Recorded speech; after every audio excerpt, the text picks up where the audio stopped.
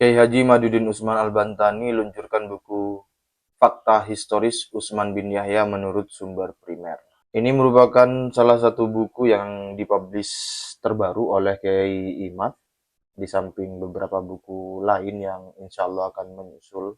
Nah, teman-teman bisa mendownload file PDF-nya di RMI NU Banten secara gratis dan bisa mempelajarinya serta menyebarkannya sebagai bahan untuk dipelajari, untuk dimengerti, untuk didiskusikan, untuk dibuktikan juga kebenaran-kebenarannya.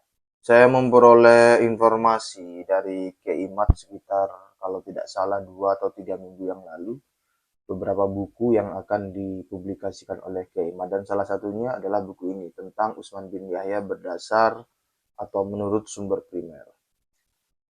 Di RMI NU Banten itu artikelnya dituliskan oleh Gus Didin Syahbudin. Saya bacakan artikel tersebut. Penulis dan peneliti sejarah Islam Imaduddin Utsman Al-Bantani menerbitkan buku terbaru berjudul Fakta Historis Utsman bin Yahya menurut sumber primer.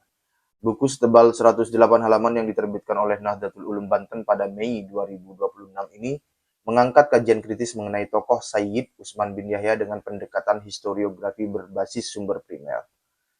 Tulisan atau penyebutan kata Sayyid di sini bukan isbat ya. Itu sebagai sebuah penyebutan kesatuan sebutan terhadap suatu tokoh supaya presisi para pembaca merujuk pada tokoh yang dimaksud oleh penulis. Dalam buku tersebut, penulis menelusuri berbagai dokumen sejarah, surat menyurat kolonial, laporan Christian Sunukhorbronje, serta karya-karya sezaman untuk menguji berbagai narasi yang berkembang tentang peran Utsman bin Yahya di masa Hindia Belanda. Penulis berargumen bahwa kajian sejarah harus dibangun di atas bukti primer dan verifikasi ilmiah, bukan sekedar narasi yang berulang tanpa dukungan dokumen yang dapat dipertanggungjawabkan.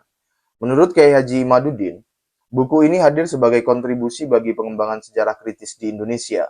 Ia menyoroti pentingnya membedakan antara hagiografi yang bersifat pengagungan tokoh dan historiografi yang berbasis fakta serta sumber sezaman.